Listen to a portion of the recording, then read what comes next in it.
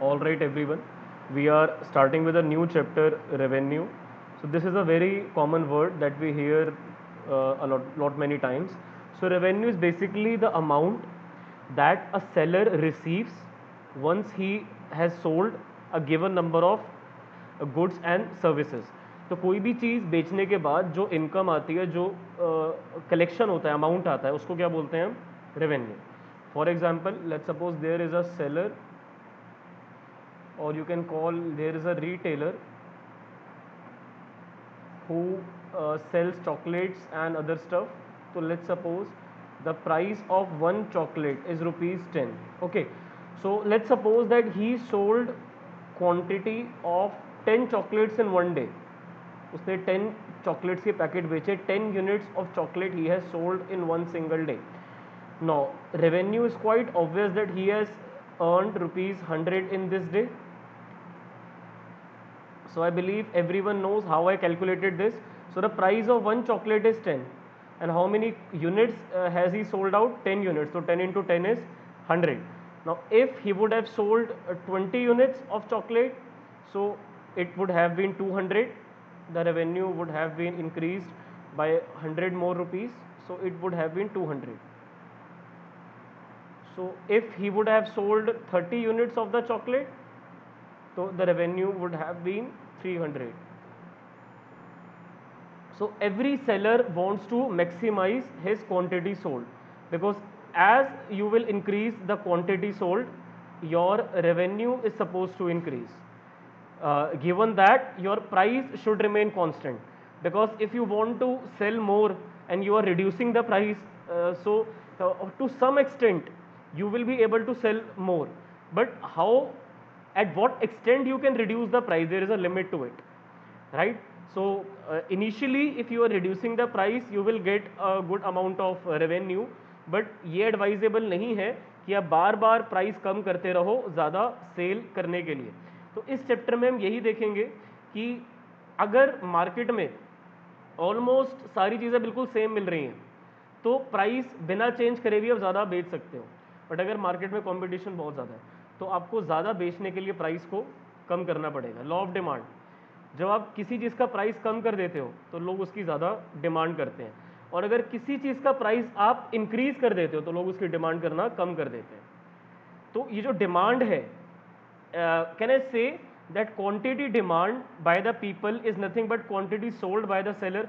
जितनी क्वांटिटी एक सेलर बेच रहा है, उतनी क्वांटिटी लोग डिमांड कर रहे हैं. दोनों का मतलब तो एक ही है ना. अगर मैं कोई चीज़ बेच रहा हूँ, मतलब वो कोई चीज़ खरीद रहा है. There is a seller and there is a buyer. तो whatever quantity has been sold in the marketplace is nothing but a quantity demanded by all the consumers in the marketplace. So I hope you are getting an idea of this chapter, that we want the revenue to be maximized, but we also need to check our costs. हमारी cost कितनी लग रही है. Now there are some cost which are variable, जैसे कि labour की cost, electricity का usage, raw material के चार्जेस. तो ये सब वेरिएबल है, मतलब जितना ज़्यादा यूज़ करोगे उतने चार्जेस ज़्यादा देने पड़ेंगे. But and there are some fixed costs, जैसे कि रेंट. अगर आपने शॉप रेंट पे ले रखी है, तो आप चाहे शॉप पर ताला डाल के रखो, आप शॉप को लॉक कर दो, बट फिर भी रेंट तो फिक्स जाएगा ही जाएगा. अगर आपने किसी एम्प्लॉय को सैलरी पे रखा है, तो सैलरी भी उसकी फिक्स जाएगी, उसे जितना मर्जी आप काम करवा लो. अगर आपने कोई फ्रिज या फिर कोई आपने ऐसे इक्विपमेंट रेंट पे लिया है, लीज पे लिया है, तो उसका भी फिक्स्ड अमाउंट आपको पे करना पड़ेगा. So there are fixed cost, and on the other hand there are variable cost, जो वेरी करती हैं आपके आउटपुट के साथ. जितना ज़्यादा उस फैक्टर को यूज़ करोगे, उतनी ज़्यादा आपकी कॉस्ट आएंगी. तो आपको ये इंश्योर करना है कि आपके जो रेवेन्यू है और ये जो दोनों टाइप्स की कॉस्ट हैं, इसका जो डिफरेंस है वो प्रॉफिट है आपका. अगर आप 300 रुपये कमा रहे हो, और इतनी चॉकलेट को बेचने में जो आपकी कॉस्ट आ रही है वो लगभग 100 रुपये की आ रही है, ठीक है. तो ये आपकी कॉस्ट है और ये आपका रेवेन्यू है. तो आप लोगों ने बचपन में ये फॉर्मूला पढ़ा हुआ है बहुत बार, कि जब हम रेवेन्यू में से कॉस्ट को लेस कर देते हैं, तो what do we get? Profit.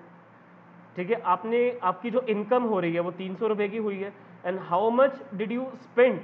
अब चॉकलेट आपने खरीदी होंगी, आपने फ्रिज में रखी होंगी, आपको बिजली का बिल देना है, तो all that is amounting to 100 for selling these specifically 300 for selling 30 chocolates.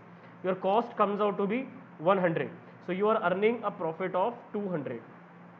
So this is the value that you have added on your own.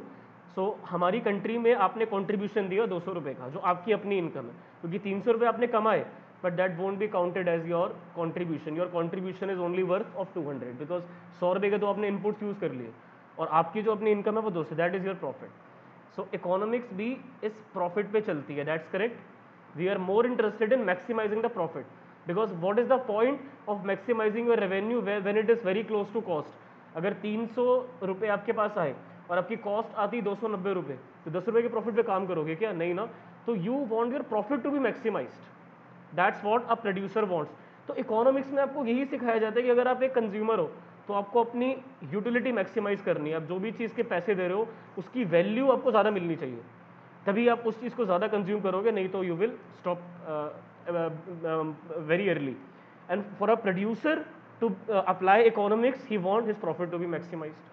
हम लोग कंज्यूमर है, हमें यूटिलिटी मैक्सिमम चाहिए, हम जो भी चीज़ ले रहे हैं, बट एक प्रोड्यूसर को प्रॉफिट मैक्सिमम चाहिए. तो प्रॉफिट मैक्सिमम करने के लिए उसके लिए दोनों चीज़ें बहुत ज़रूरी है समझनी, कि उसके पास पैसे कितने आ रहे हैं और उसके एक्सपेंसेस कितने लग रहे हैं. तो अगर आगे चल के आप लोग भी बिजनेस करोगे तो आप लोगों को भी पता होना चाहिए कि बिजली का बिल कितना आ रहा है, पानी का बिल कितना आ रहा है, लेबर की कितनी वेजेस है, एम्प्लॉयज़ की कितनी सैलरी है. उसके हिसाब से तो आप प्राइस डिसाइड करोगे अपने प्रोडक्ट का. ठीक है. आप रैंडमाइज प्राइसिंग तो नहीं कर सकते कि चलो सब लोग इतना चार्ज करें तो मैं भी इतना चार्ज कर देता हूँ, तो हो सकता है कि आपको उसमें लॉसेज हो रहे हैं.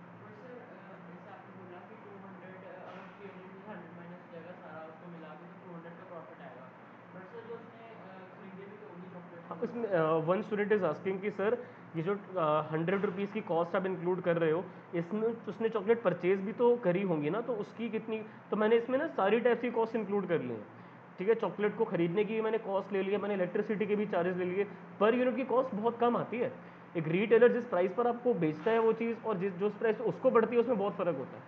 राइट. तो ये this cost which I have written down over here, this cost includes every possible cost for selling these 30 units of chocolate, and on these chocolates he is earning 300 rupees, and he has incurred overall cost on these chocolates of 100 rupees, so his profit is amounting to 200 rupees, which sounds just fine, right? So now in this chapter particularly we will study about revenue. All right, we will study about revenue, and after we have done this chapter we will study about cost. Then you will automatically understand, when you will understand revenue cost, then how can you maximize the profit. Are you getting the idea of these two chapters? एक बार हमें ये समझ में आ जाएगा revenue क्या होता है तो हम उस पर फोकस करेंगे. एक बार हमें ये समझ में आ जाएगा कॉस्ट क्या होती है, फिर हम प्राइस को अच्छे से सेट कर पाएंगे. फिर हम देखेंगे कि हमारा प्रॉफिट कहाँ पर मैक्सिमम हो रहा है. ठीक है. क्योंकि हम यही चाहते हैं अल्टीमेटली कि हम ऐसा प्राइस रखें जिसमें लोग भी खुश रहें, हम भी खुश रहें. That's what economics tells us, right. So let's start with the chapter already. So I am sure that you have understood the meaning of revenue already. So revenue क्या होता है? revenue एक अमाउंट होता है. रेवेन्यू क्या होता है? एक अमाउंट होता है जो एक सेलर चार्ज करता है, मतलब ये वो रिसीव करता है. तो to put it better, charge करने को तो प्राइस बोलोगे आप, जो वो चार्ज करता है. रेवेन्यू होता है जो अमाउंट उसको मिलता है when he sells a given number of units of a commodity. 10 chocolate बेचेगा 100 रुपये कमाएगा, 20 चॉकलेट बेचेगा 200 रुपये कमाएगा. तो इट डिपेंड्स कि वो कितनी यूनिट्स बेच रहा है, 10, 20, 30, उसके अकॉर्डिंगली उसका रेवेन्यू डिसाइड करा जाता है. Now in this chapter we need to study revenue from three perspectives: total revenue, average revenue and marginal revenue. देखो, जो एवरेज रेवेन्यू होता है वो प्राइस के बराबर होता है. अगर मैं कोई चीज़ 10 रुपये की 10 बेचूं तो मैं 100 रुपये कमा रहा हूँ, तो मैंने एक यूनिट पे एवरेज कितना चार्ज करा होगा? 10 रुपये ही चार्ज करा होगा. अगर मैं 200 ही बेचूंगा तब भी मैंने पर यूनिट पे 10 रुपये ही चार्ज करा है. तो जो एवरेज मैं कमा रहा हूँ पर यूनिट, वो तो प्राइस ही हो गया ना. जो मेरा पर यूनिट मेरी इनकम है वो तो मेरा प्राइस ही हो गया. बट जो मार्जिनल रेवेन्यू होता है वो एडिशनल रेवेन्यू होता है. जैसे जैसे आप एक एक यूनिट एक्स्ट्रा बेचते चले जाओगे वैसे वैसे आपका रेवेन्यू बढ़ता चला जाएगा, राइट. तो एक शेड्यूल से समझते हैं. यही चॉकलेट वाला एग्जांपल हम कंटिन्यू रखते हैं कि चॉकलेट का यहाँ पर हम प्राइस लिख के चल रहे हैं. प्राइस हो गया रुपीज़ में. फिर चॉकलेट की क्वांटिटी सोल्ड हो गई, कितनी क्वांटिटी आपने चॉकलेट की सेल करी है. Let me write it as Q. ठीक है. कितनी यूनिट्स आपने चॉकलेट की बेची. और यहाँ पर मैं लिखना चाहता हूँ टोटल रेवेन्यू, कि टोटल कितना आपने अर्न करा. Total revenue can be quoted as TR in short. इस चैप्टर में जो ये रेवेन्यू मैंने आपको बताया ना, अभी 100 रुपीज़, 200, 300 के टोटल रेवेन्यू है, इसको रुपीज़ में लिखा जाएगा. टोटल रेवेन्यू रुपीज़ में होता है. फिर marginal revenue, this is also in rupees. MR, then last average revenue.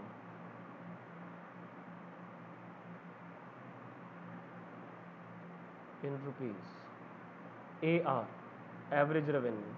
ये H लग रहा है, let me rectify it. This is MR, marginal revenue. So I'm gonna make a table right here. And let me tell you that I will be using only this table for the upcoming sections of this chapter. मैं same table ही use करने वाला हूँ.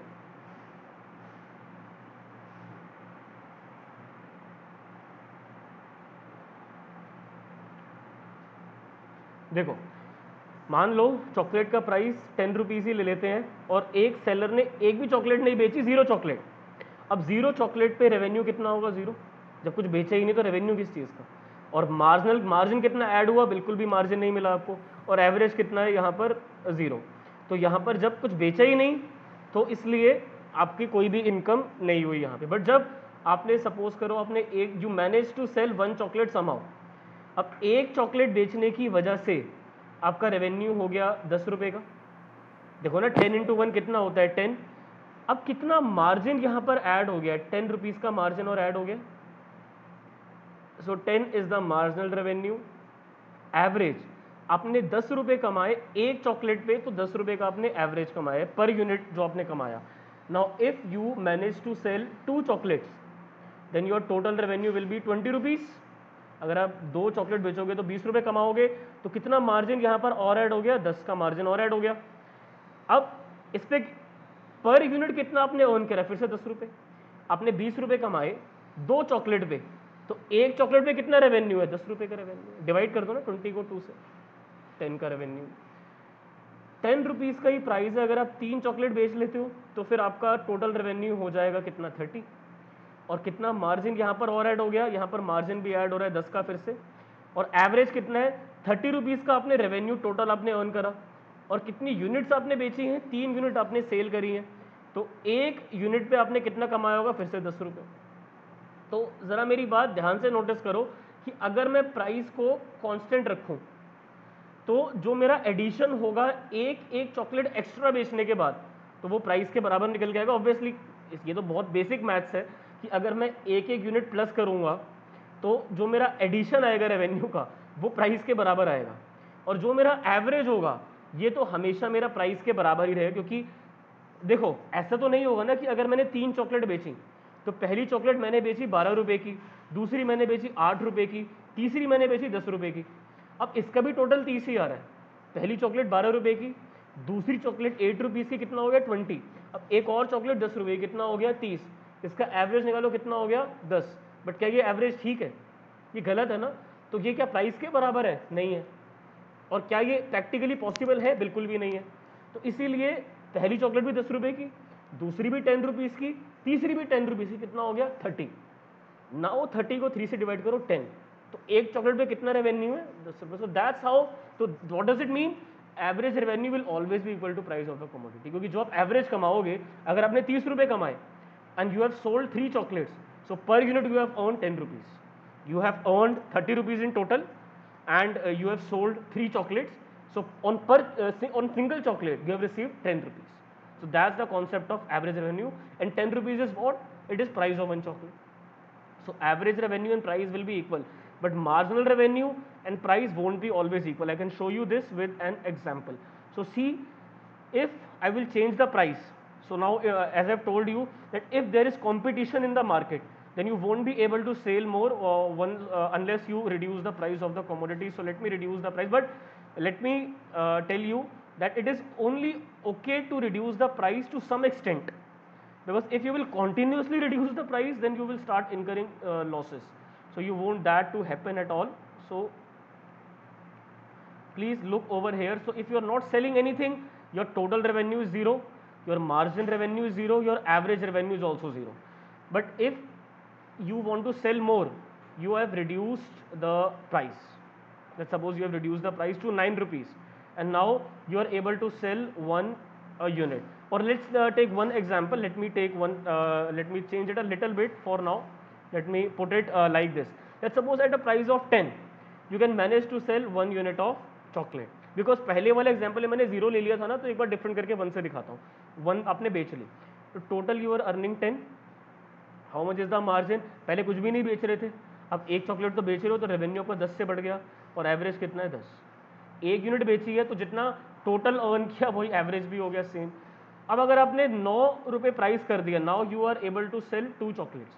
It can be more, but for this particular schedule I am gonna make it simple for to just to show that if you want to sell more, you have to decrease the price. So now your total revenue is coming out to be 18. So your margin is not 10 this time, it is only 8. Your margin is only 8. Now how much average have you earned on per chocolate line? You can see that 18 rupees आपने यहाँ पर earn करे हैं 2 chocolate बेच के, तो your average is 9. Now do you all understand that average revenue is calculated as total revenue upon output sold? Simple. अगर आपको ये 9 निकालना है तो कैसे निकाला आपने? 18 को 2 से डिवाइड करोगे, 18 रुपये आपने अर्न करे, 18 rupees you have earn on selling how many units? 2 units. तो on single unit you have earn 9 rupees. So that is average revenue. Now if you further want to sell one more chocolate, the price should be reduced again. Now it is 24. Now you see 18 से 24 में it is 6. Yes Akshat, are you saying something? No, okay. So 18 से 24 में कितनी chocolate और add, कितने पैसे और add हुए? 6 rupees more. But it's not a favourable at all because earlier your increase was of 10, then your additional revenue is decreasing, your average revenue is also decreasing. Now I don't need to even calculate my AR because it will always be equal to my price, because 24 रुपये मैंने कमाए and how many units did I sell? 3. So my average will be 8 again. That's again equal to price of the commodity. Now if I will further decrease the price and I will keep the, I will, in order to increase the sales, so now you can see it is 28. Then how much is the increase? Only 4 rupees. And how much is the average? Again simply write down 7. If you want to calculate, 28 upon 4 is 7. If you want to sell more units, further I have reduced the price to 6. Now it is coming out to be 30. Now the increase is only of 2. Now how much is the average over here? 30 by 5 is 6. Then further अगर हम आगे और जाएं, 5 रुपये का आपने price कर दिया ताकि आप 6 यूनिट्स बेच पाओ. How much revenue you are earning? Same as you were earning before. So there is no point in reducing price till 5 rupees. It was okay to keep the price as 6, but at least chalo you managed to sell one more unit. For society welfare you can say it's okay. So now your additional revenue is nothing. So from economics perspective, if your cost is getting up to sell this unit, then you should not do that. Then you should keep the price as 6 only. And now here you see that your average revenue is coming out to be 5. Your average has reduced. Now if you will further decrease the price of the commodity to 4, now here you can see that you can manage to sell more, but here it is 28. So your additional revenue is declining. So it's coming out to be -2, and the average is coming out to be over here 4.